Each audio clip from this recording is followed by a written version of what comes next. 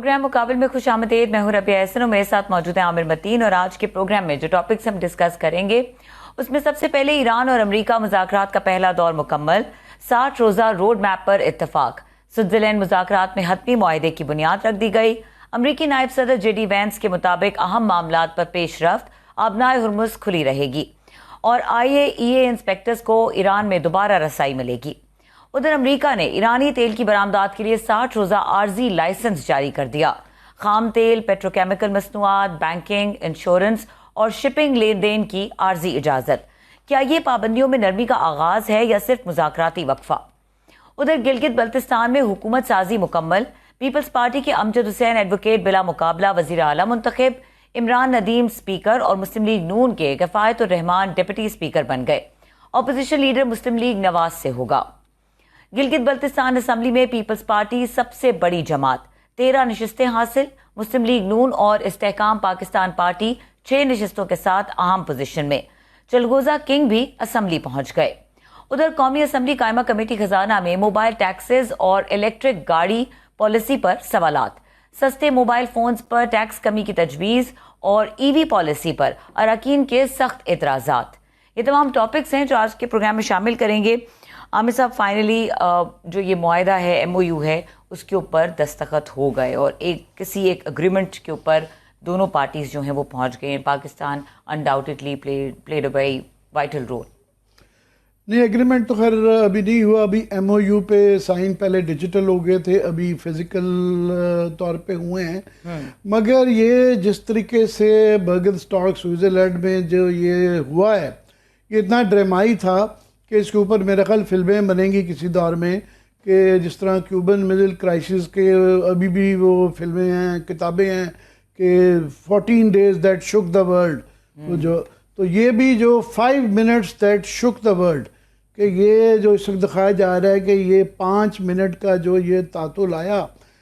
اس کے اندر جو ہے ایک دم سے پوری دنیا کی نگاہیں اس کانفرنس کے اوپر ہیں, کیونکہ پوری دنیا کا امن, پوری دنیا کی اکانومی, پوری دنیا کی ہر چیز اس پہ ڈیپینڈنٹ تھی. اور یہ تاریخ میں اس طرح کے موقع کم ہی آئے ہوں جس طرح کے ایک فریم کے اندر آپ دیکھ رہے ہیں. بالکل لگتا ہے کہ ایک کوریوگرافڈ کسی ہالی ووڈ کی فلم کا ایک سین ہے کہ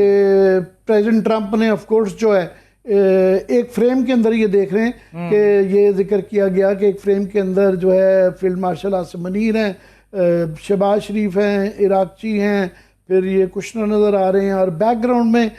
JD وینس امریکہ کے وائس پریزیڈنٹ جو ہے وہ دیکھ رہے ہیں. پہلے وہ مصافحہ کر رہے ہیں Araghchi prime minister of Pakistan کے ساتھ اور فیلڈ مارشل کے ساتھ, اور اس کے بعد JD وینس چل کے آتے ہیں کہ واٹس اپ کیا ہو رہا ہے. سو یہ اس طرح کا اس لیول کا ڈرامائی اتنے سیریس معاملات پہ میرے خیال کم ہی سین میں نے کم از کم زندگی میں اپنی میں ٹی وی کے اوپر اس طرح کا سین نہیں دیکھا. مطلب اپنے زمانے میں جو سب سے زیادہ ہائیسٹ ریٹنگ دی تھی جب پہلی دفعہ ٹی وی کے اوپر پریزیڈنشل ڈیبیٹ ہوئی, اور نکسن کی ڈیبیٹ جو تھی وہ مشہور تھی, کینیڈی اور نکسن کی پہلی دفعہ ٹی وی کے اوپر پریزیڈنشل. تو دنیا کو پہلے پتہ ہی نہیں تھا کہ یہ ٹی وی پہ کیا اس کا امپیکٹ ہوتا ہے, اور لارجلی کہتے ہیں کہ نکسن کی تیاری نہیں تھی اور کینیڈی. اس کے بعد اتنا ڈرامائی ٹی وی کے اوپر جو ہے نا یہ ایک سین تھا, اور ظاہر ہے سین یہ تھا اس کا بیک گراؤنڈ کہ بڑی اچھی امید کے ساتھ 14 نکات کے اوپر MOU سائن ہو چکے ہوئے تھے, آگے کی بات چلنی تھی. اور president Trump being president Trump ہمیشہ کی طرح انہوں نے ایک دم سے اسکٹل کر دیا. JD وینس پہنچے ہوئے تھے, معاملات شروع ہونے والے تھے, اور ان کے اوپر تلے انٹرویو اور پوسٹیں آئیں. ایک پوسٹ انہوں نے یہ کر دی ٹروتھ سوشل پہ کہ جی ایران جو ہے نا اپنی پراکسیز کو لیبنن میں بند کر دے, اور if they don't we'll hit Iran very hard again just like we did last week, only harder. تو وہی دھمکیاں میز کہ آپ لیبنن پہ اس پہ کہے. اور یاد رہے کہ جو 14 نکات کی سب سے پہلی شک جو ہے وہی لیبنن کے متعلق تھی, اور اس کا خاص طور پہ شامل تھا کہ یہ شروع ہی وہاں سے معاملہ ہوگا پہ کہ لیبنن کے اندر جو ہے یہ امن ہوگا اور کمپلیٹ ہوگا. اور اسرائیل نے یہ دیکھتے ہوئے کہ یہ بالکل شروع ہونے والا ہے تو تو غالباً شاید ایک چوکی تھی، ایک بہت امپورٹنٹ جو ہل ٹاپ تھا، اس کو لینے کی کوشش کی کہ آخری وقت پہ لے لیا جائے، اور ادھر سے مزاحمت ہوئی. اور اس کے بعد پھر پریزیڈنٹ ٹرمپ کی اس کے اوپر یہ ٹویٹ آئی. پھر انہوں نے ایک اور بڑی مذاق خیز قسم کی ٹویٹ کر دی کہ جی وہ طے یہ ہوا تھا، جو ہوا ہے ایم او یو کے اندر، کہ یہ 60 دن جس کے اندر یہ گفت و شنید ہوگی، اس کے اندر جو ہے کوئی ٹول نہیں ایران لے گا، کوئی پیسے نہیں لے گا، اس کے بعد کا طے ہونا ہے. تو انہوں نے کہا اس کے بعد جو ہے نا، اگر یہ نہ معاملہ ہوا تو پھر جو ہے امریکہ یہ ٹول لے گا as guardian angel of Middle East جو ہے نا. تو اپنے آپ کو انہوں نے خود ہی مڈل ایسٹ کا گارڈین اینجل بنا لیا. پھر فاکس ٹی وی پہ جو ہے بہت ہی ایک قسم کی غیر اخلاقی قسم کا انہوں نے انٹرویو دیا کہ جی یہ اگر تم لوگوں نے دھمکی دی کہ ایرانین لیڈرشپ کو کہ اگر آپ یو کلوز اٹ اور you want have a country, کہ اس کو آپ معاہدہ کریں ورنہ ملک ہی نہیں رہے گا، اور you want even make it back to your blah blah country. الفاظ بھی نہیں استعمال کیے جا سکتے جس طرح کے وہ ایکسپلیٹیوز یوز کرتے ہیں، کہ تم لیڈرشپ کو بھی دھمکی کہ بیٹا تم واپس نہیں جا پاؤ گے. تو نیچرلی اس کے بعد ایرانینز نے ریئیکٹ کیا. پہلے انہوں نے کوئی فوٹو آپ نہیں کی، اس کے بعد وہ آئے میٹنگ میں، اور یہ جو سارا سین چل رہا ہے انہوں نے پاکستانی لیڈرز سے آدمی لیے، اور وہ اس کے بعد انہوں نے واک آؤٹ کیا. بعد میں پھر جو ہے یہ اب بعد میں آف کورس پاکستان کے اندر بہت بڑا اعزاز ہے کہ ساری دنیا داد دے رہی ہے، اور امریکن گورنمنٹ کی طرف سے بھی آیا ہے، ایرانین گورنمنٹ نے بھی اس چیز کا اعتراف کیا ہے کہ پاکستان کی لارجلی، اور قطر بھی اس کے اندر شامل تھا، انہوں نے بیک اینڈ فورتھ کوششوں سے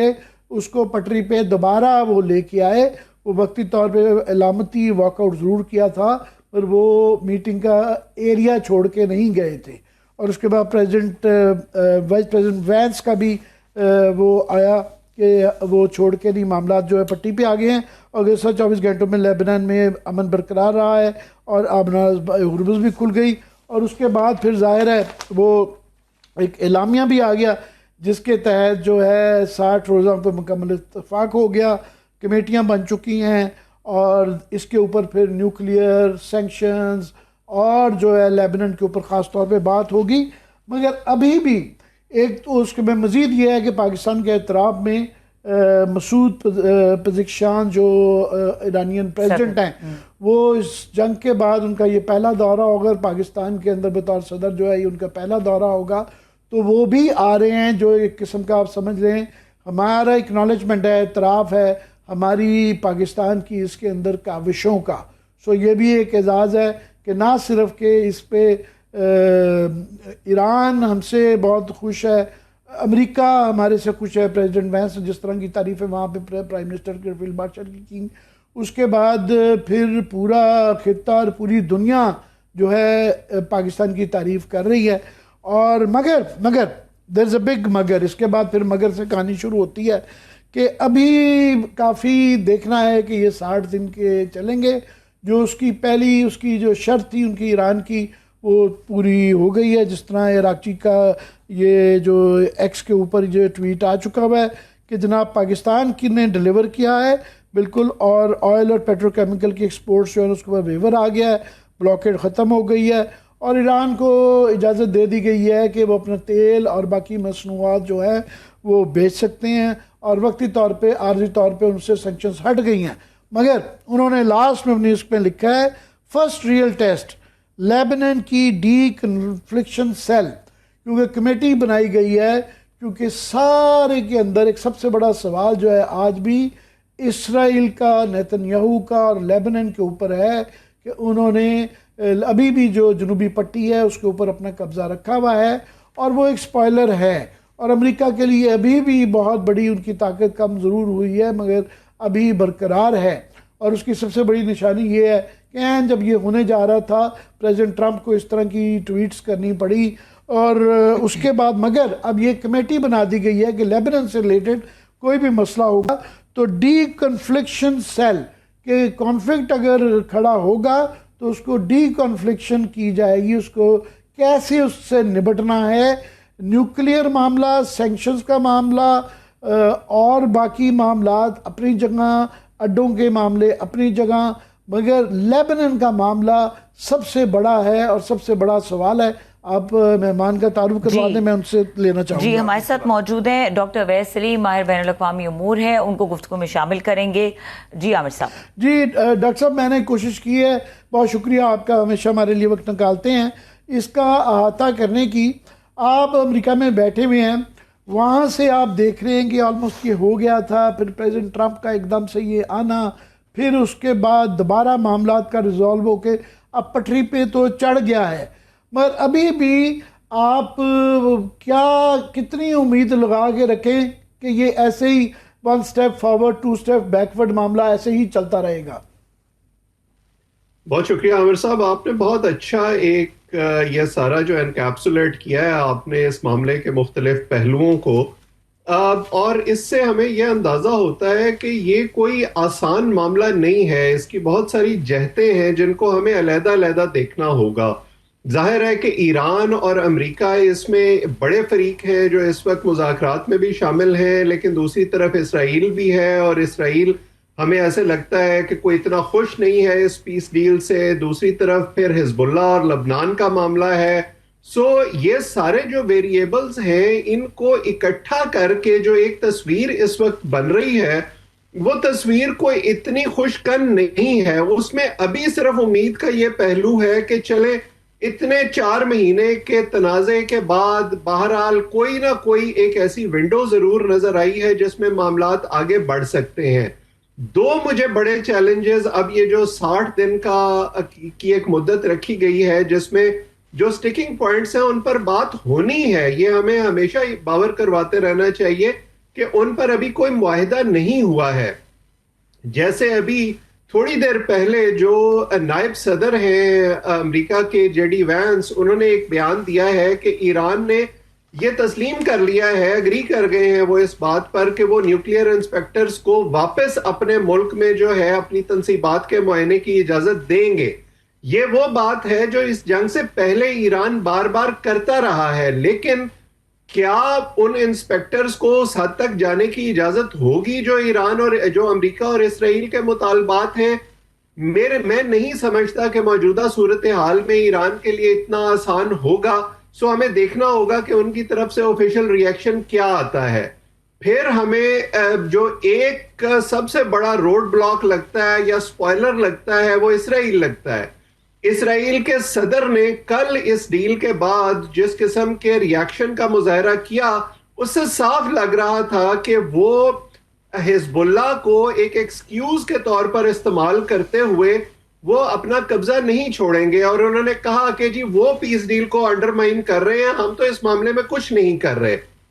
اور جب تک وہ پوری طرح سے پیچھے نہیں ہٹتے ہم بھی پیچھے نہیں ہٹ سکتے. یعنی وہ اپنی پوزیشن چھوڑنے کو تیار نہیں ہے, باوجود اس کے کہ صدر ٹرمپ نے اپنی ناراضگی کا بھی اظہار کیا ہے. پھر اس کے بعد ہمیں جو ہے وہ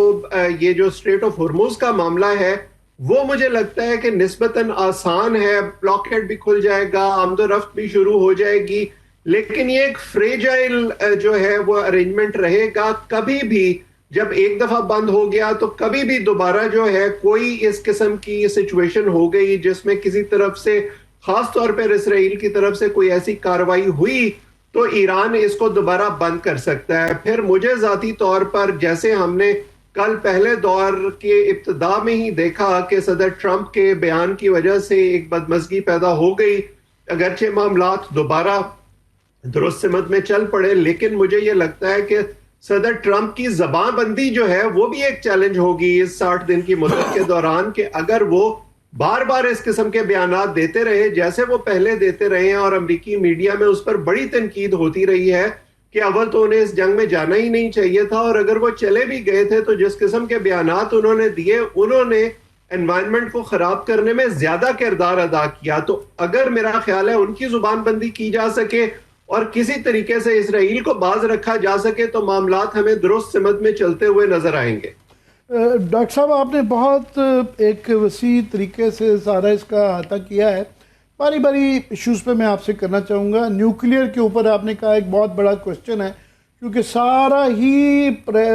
جو پریزیڈنٹ ٹرمپ ہیں اور ان کی ساری جو ٹیم ہے اس میں سے یہ وہ کہہ رہے ہیں کہ جناب جو اوباما میں JCPOA کی ڈیل کی تھی وہ خراب ڈیل تھی, ہم اس سے بہتر لے کے دیں گے. اب یہ بہت بڑا سوال ہے, خود پریزیڈنٹ اوباما کہہ چکے ہیں کہ ہم دیکھیں گے, کہ وہ بھی دیکھیں گے کہ اس سے بہتر ڈیل لے کے دے سکتے ہیں, کیونکہ اس کے اندر سب سے امپورٹنٹ شک یہ تھی کہ 3.87% انرچمنٹ الاؤ کر دیا گیا تھا. تو یہ ایک سوال تو ہے ہی. دوسرا جو آپ نے 2-3 پوائنٹ کیے ہیں انسپیکٹرز کا, ناظرین کے لیے کہ ایشو یہ بھی رہا کہ ماضی کے اندر جو ایران کے اندر جو ہے IAEA کے انسپیکٹرز گئے, ان پہ یہ الزام بعد میں لگا کہ وہ جاسوسی کرنے گئے تھے اور انہوں نے ان کا جہاں جہاں وہ ایسٹس تھے وہاں کی لوکیشن بتائی اور اس کے بعد ان لوکیشنز کے اوپر بمباری ہوئی. سو یہ ایک بڑے ایران کی طرف سے ماضی میں اس طرح کے الزامات آئے ہوئے ہیں. سو یہ ایک بڑا ایک ٹرکی اور بڑا حساس ٹاپک ہے. اس سے زیادہ ایک اور جو سب سے مجھے اس کے اندر ایک ابہام نظر آ رہا ہے دونوں اطراف میں, ایران اور امریکہ کے درمیان میں, کہ اس MOU کے اندر یہ لکھا ہوا ہے کہ جو آلریڈی انرچڈ یورینیم ہے, جو 60% کے قریب انہوں نے افزودگی کر لی ہوئی ہے, وہ اس کے اندر ہے کہ اس کو اس کی افزودگی ایران کے اندر ہی انرچمنٹ اس کی بلٹل کی جائے گی, کم کی جائے گی. جبکہ امریکہ کی طرف سے یہ بیان آ رہا ہے کہ اس کو وہاں سے لے جایا جائے گا کہیں اور جو ہے. سو یہ بھی ایک ڈفرنس جو ہے نا نیوکلیئر کے اوپر نظر آ رہا ہے. آپ کیسے دیکھتے ہیں؟ دیکھیے یہ ڈفرنس جو ہے یہ اس وجہ سے ہمیں نظر آ رہا ہے کیونکہ جو زیادہ تر رپورٹنگ ہمیں امریکی میڈیا میں نظر آ رہی ہے اور اس کے ذرائع بھی جو ہیں وہ امریکی ہیں, اور وہ جو امریکی خواہشات ہیں جو ہم اس سارے دوران میں بار بار سنتے رہے ہیں کہ جی کسی قسم کی افزودگی کی اجازت نہیں دی جائے گی. میں نہیں سمجھتا کہ ایران کے لیے یہ اتنا آسان ہوگا, اور ایران نے بڑے ریسٹرینٹ کا مظاہرہ کیا, انہوں نے کوئی بڑے بیانات نہیں دیے ہیں.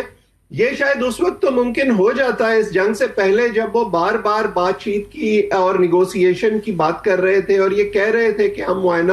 کی اجازت دینے کے لیے تیار ہیں. لیکن اب جب انہوں نے پورا اب جانی اور مالی نقصان اٹھا لیا ہے, اتنی ان کی پوری قیادت وائپ آؤٹ ہو گئی ہے,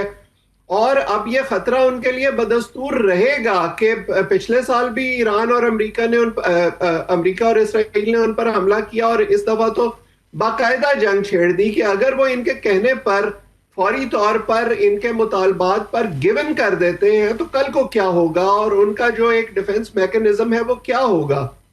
سو میں نہیں سمجھتا کہ یہ اتنا آسان ہوگا ایران کے لیے. بہرحال جو ان کا آفیشیل ری ایکشن آتا ہے اس سے ہمیں پتہ چلے گا کہ ڈسکنیکٹ کہاں پر ہے.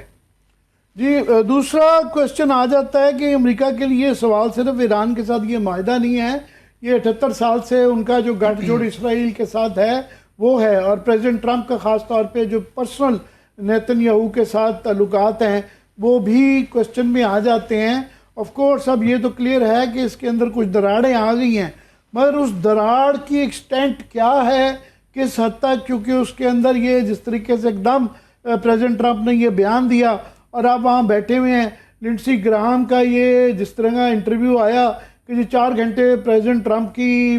ساتھ ان کی ملاقات ہوئی ہے اور ان کا جناب یہ کہیں بھی معاملہ نہیں جا رہا, یہ ہم دوبارہ حملے کی طرف ہی جائیں گے. تو اس کے متعلق آپ کیا کہیں گے؟ ابھی لیٹسٹ سروے تو میں بھی دیکھ رہا تھا کہ جی 50% جو امریکن جوز ہیں وہ بھی اسرائیل کی پالیسیز کے خلاف ہیں, مگر کس حد تک یہ معاملہ اسرائیل کے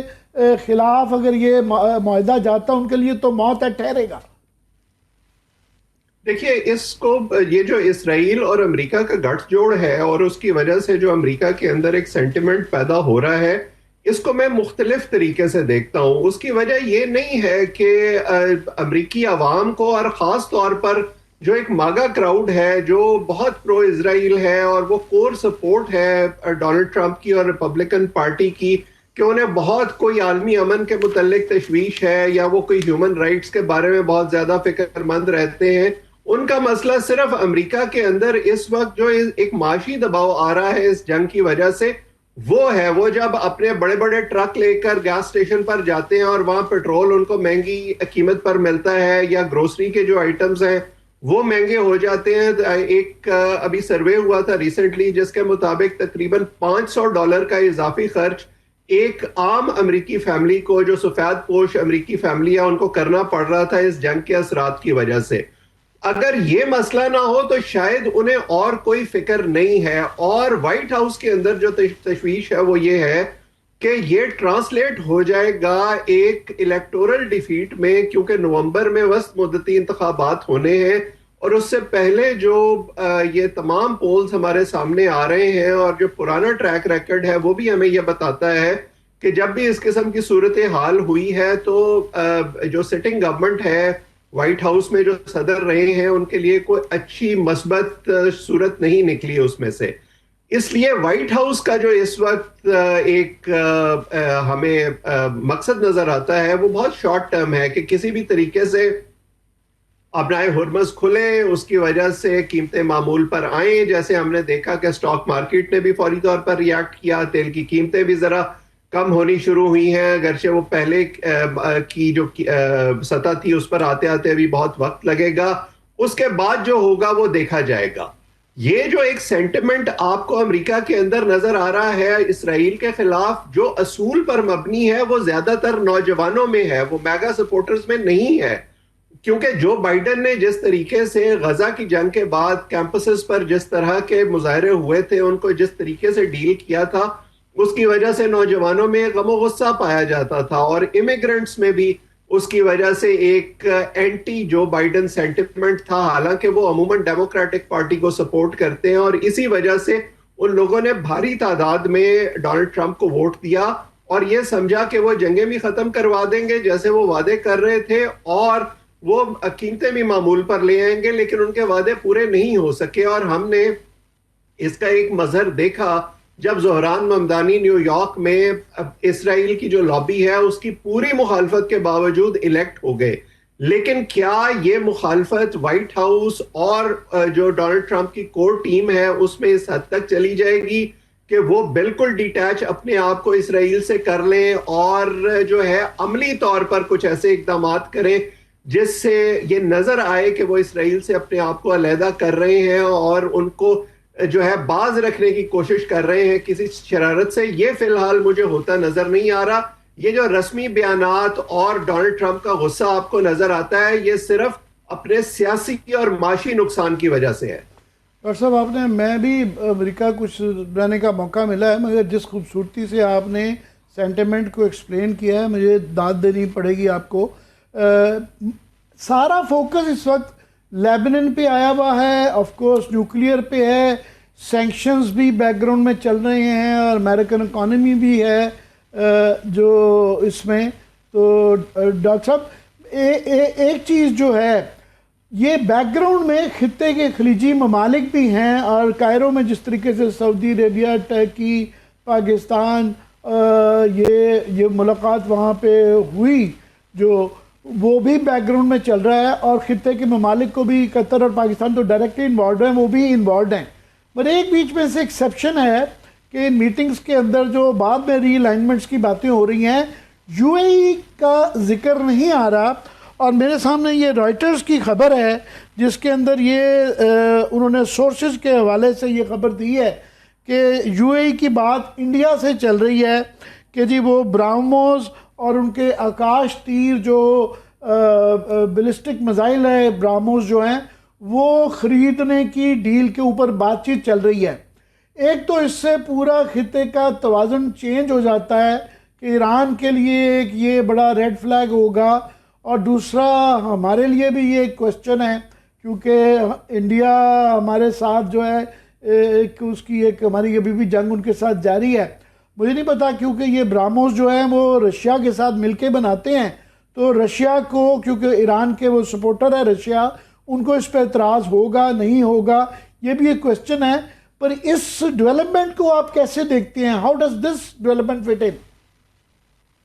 دیکھیے یہ جو سارا ری الائنمنٹ کا سلسلہ ہے یہ تو ہمیں بڑا واضح طور پر نظر آیا اس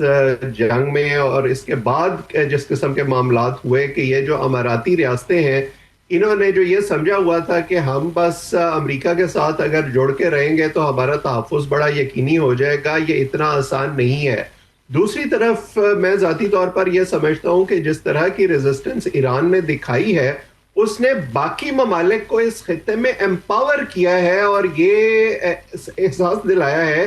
کہ شاید ان کے لیے امریکہ کو ریزسٹ کرنا اور امریکہ کے مطالبات کو منو ان تسلیم کرنا بھی اتنا ضروری نہیں ہے. وہ اپنی ایک علیحدہ شناخت بھی بنا سکتے ہیں, اور خاص طور پر اگر وہ آپس میں جڑ کے رہیں, جیسے کہ ہم نے پاکستان کی بھارت کے ساتھ جنگ میں بھی دیکھا تھا کہ اس میں ترکی کا بھی کردار تھا, چین کا بھی کردار تھا. اور ہمارے وزیر اعظم نے ابھی جب ٹویٹ کیا, جب انہوں نے یہ سوئٹزرلینڈ میں ہونے والے مذاکرات کا ذکر کیا, تو خصوصیت سے انہوں نے سعودی عرب, ترکی اور قطر کا ذکر کیا. تو جو ریجنل بلاک ہے اس کی اہمیت ہمیں نظر آ رہی ہے, اور یو اے ای کی اہمیت بھی اسی وجہ سے تھی. یہ ٹھیک ہے کہ وہ ایک بزنس کا ہب تھا, شاپنگ کا ہب تھا, لیکن یہ تمام اماراتی ریاستیں جو ہیں ان کی طاقت بھی اسی میں تھی کہ یہ ایک بلاک کے طور پر آپریٹ کر رہے تھے. اب وہ علیحدہ اگر اپنی ایک 1.5 اینٹ کی مسجد بنانا چاہیں گے تو مجھے نہیں لگتا کہ وہ کوئی اتنی زیادہ سسٹینیبل ہو سکے. ابھی سورسز کے حوالے سے خبر آئی ہے, یہ بات آگے کہاں جائے گی یہ تو دیکھیں گے. ہمیں جوائن کیا ہے ہارون شریف صاحب نے. ڈاکٹر صاحب, میں آپ کی اجازت سے ہارون سے یہ پوچھنا چاہوں گا کہ یہ جس طرح آلموسٹ یہ کل میں کہہ رہا تھا آپ کے جوائن کرنے سے پہلے کہ 14 days that shook the world type فلمیں اور ناول پڑھتے تھے ہم کیوبن میزائل کی, تو یہ جو 5 minutes جو that shook the world کا ڈرامہ ہی ہوا, آلموسٹ یہ معاملہ ختم ہو گیا تھا, پھر دوبارہ پٹری پہ آ گیا. اور بتایا جا رہا ہے کہ لارجلی جو ایک سب سے بڑا فیکٹر اب پریزیڈنٹ ٹرمپ کے لیے ہے وہ امریکہ کی اپنی ورلڈ اکانومی اینڈ امریکہ کی اکانومی اور انفلیشن ہے کہ آگے مڈ ٹرمز آ رہے ہیں اور وہ چاہ رہے ہیں کہ 2 مہینے کے اندر انفلیشن کنٹرول ہو جائے اور پیٹرول گیس کی قیمت وہاں نیچے آ جائے, اور مڈ ٹرم کے اندر جو ہے economy was the biggest factor. آپ کیسے دیکھتے ہیں؟ جی, ریال پالیٹک بڑی انٹرسٹنگ ہے. یہ واحد ٹائم تھا کہ جو امریکہ اور اسرائیل کی ایران سے وار چل رہی تھی, اس میں ایک بہت بڑا ایلائی جو یورپ ہے وہ ان کے ساتھ نہیں تھا. یورپ کی اکانومی پہلے یوکرین کی وجہ سے شیک ہوئی تھی بیکاز آئل پرائسز نے, انرجی کاسٹ نے کیا. اب اس کے بعد ان کے اوپر مزید پریشر آ گیا تھا. تو اس وقت جو U S economy it self ہے وہ افورڈ نہیں کرتی کہ آپ اس کو پرولونگ کریں, کیونکہ ایک مس کیلکولیشن تو ہوئی ہے. میں ڈیفنس اینالسٹ تو نہیں ہوں, لیکن مس کیلکولیشن تو ہوئی ہے ان سے. دے تھاٹ دیٹ یہ اس کو جلدی سارٹ کر لیں گے, وہ نہیں. ہارون صاحب, ویسے آپ کی بات کاٹ رہا ہوں, آپ یہ تھوڑا سا ماڈسٹی سے کام نہ لیا کریں. ہمارے جیسا ہر پاکستان کا چھوٹا چھوٹا صحافی جو ہے نا وہ ڈیفنس اینالسٹ کیا بہت بڑے اینالسٹ بن گئے ہیں, تو آپ ایک انٹرنیشنل پالیٹکس کو, اکانومی کو بہت سمجھتے ہیں, تو پلیز جاری رکھیے گا. It's very kind. نہیں, لیکن میں تو اس وقت دیکھ رہا ہوں کہ جو پاکستان ہے اس ساری صورتحال کے اندر, دیکھیں ایک تو اس وقت عامر صاحب ایک گلوبلی ایک فیل گڈ کا فیکٹر ہے کہ یہ جنگ رکنے کی طرف جا رہی ہے. ہیکپس تو ہیں لیکن بات چیت ہو رہی ہے, اور اس کے اوپر ایون مارکیٹس اور انویسٹرز جو ہیں وہ اس خطے کو, ویسٹ ایشیا اور پاکستان کو, جو صرف لڑائی, کانفلکٹ, ٹیررزم کے لینس سے دیکھ رہے تھے,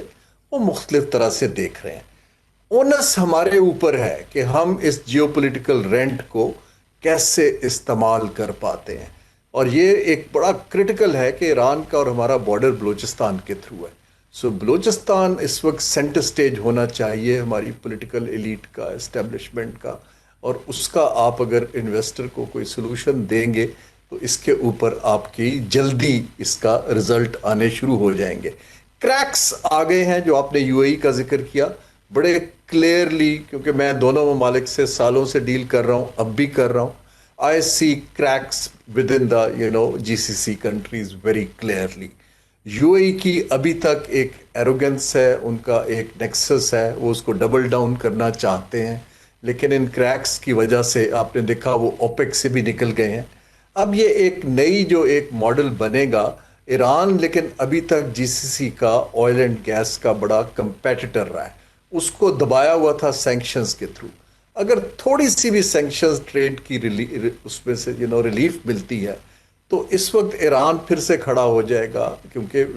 دنیا کے ہائیڈرو کاربن ریزروز میں 10% آئل اور 15% گیس تو ایران کے پاس ہے. سو بڑی انٹرسٹنگ پروپوزیشن ڈیولپ ہو رہی ہے, لیکن ہمیں اپنا گھر ٹھیک کرنا ہے, ہم نے میرے حساب سے بہت اچھا رول کیا, انٹرنیشنل کر لیا, but this is the time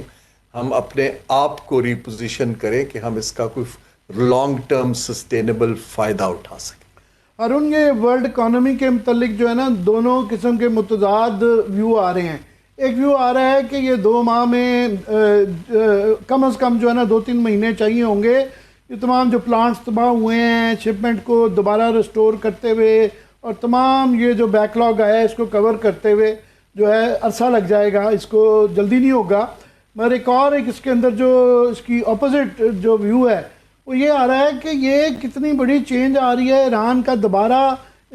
اس کے اندر آ جانا ورلڈ اکانومی کے اندر, اور بتایا جا رہا ہے کہ وہ ایک ہفتے میں یہ جو اجازت نامے ان کو عارضی طور پہ مل بھی گئے ہیں, ایک ہفتے میں $1 بلین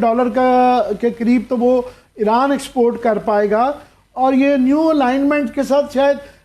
ورلڈ اکانومی کو بھی فروغ ملے, جو کہ بڑی پہلے ایک مڈل ایسٹ کے ٹینس ہونے سے اکانومی کو ایک قسم کا جگرناٹ بھی تھا. کیسے دیکھتے ہیں آپ؟ جی عامر صاحب دیکھیے, ایران کی بیس لائن جو ہے وہ بہت زیادہ نیچے ہے, تو اس کو امیڈیٹلی تھوڑا اوپر اٹھانا تو بڑا آسان ہے.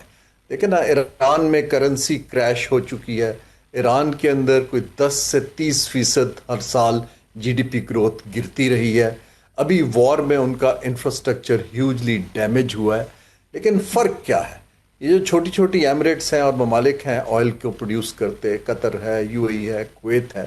اس کے اگینسٹ ایران ایک پڑھے لکھے لوگوں کی 100 ملین لوگوں کی اکانومی ہے, اس کی ایک تاریخ ہے. انہوں نے ایمرجنسی کو ڈیل کرنے کے ادارہ جاتی انتظامات کیے ہوئے ہیں, ڈیوالوڈ گورنمنٹ کے سسٹمز ہیں. میرا نہیں خیال کہ ان کو بہت عرصہ لگے گا, لیکن یہ کہنا کہ 2-3 ہفتے میں ہو جائے گا یہ ان ریئلسٹک ہے.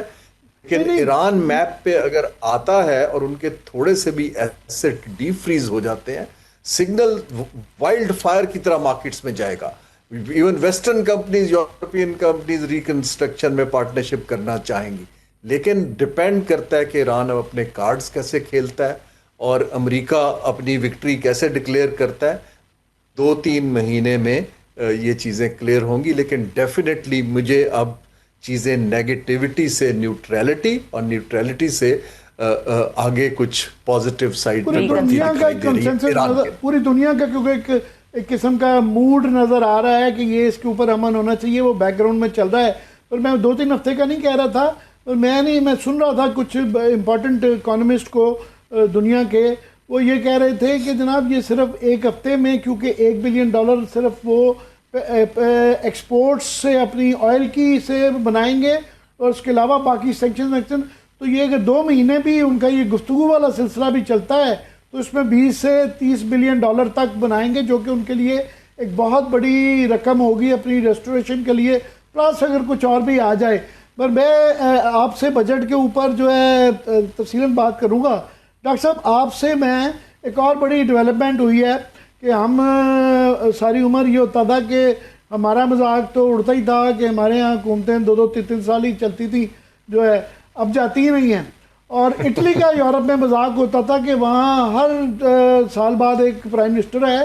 برطانیہ جو کہ ایک مثال تھی اور جہاں سے بتایا جاتا ہے پارلیمانی نظام جو ہے ساری دنیا کو دیا گیا, 10 سال میں 7 پرائم منسٹر, اور یہ جس طریقے سے اسٹارمر صاحب فارغ ہوئے ہیں, آپ کوئکلی اس کے اوپر میں آپ کے کامنٹ چاہوں گا اور پھر ہارون سے بھی لیتا ہوں کیونکہ انگلینڈ بہت عرصہ رہے ہیں. یہ دیکھیے, یہ میں اس کو جوڑوں گا اس چیز سے جو آپ نے پہلے سوال کیا تھا ری الائنمنٹ کے متعلق. ہمیں جو تاریخ سے سبق ملتا ہے, جو پولیٹیکل سائنس کی کتابوں سے اور عملی طور پر جو دنیا کو ہم دیکھتے ہیں, اس سے یہ سبق ملتا ہے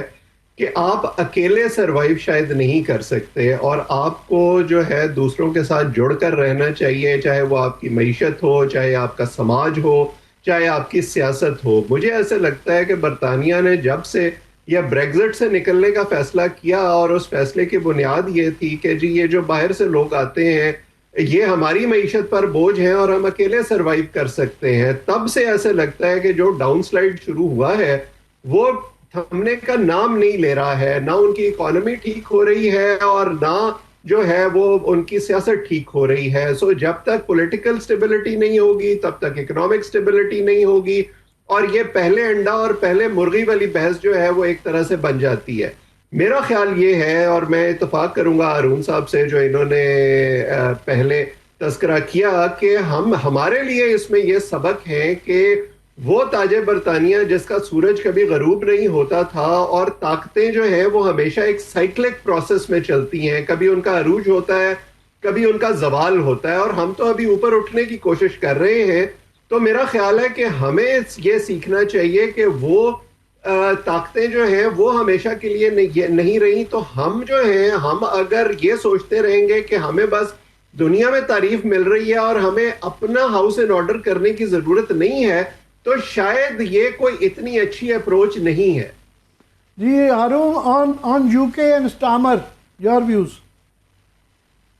جی میں نے اتفاق سے 3 ان میں سے 10 میں سے جو 7 وزرائے اعظم ہے 3 کے ساتھ کام کیا اور کلوزلی کام کیا, اور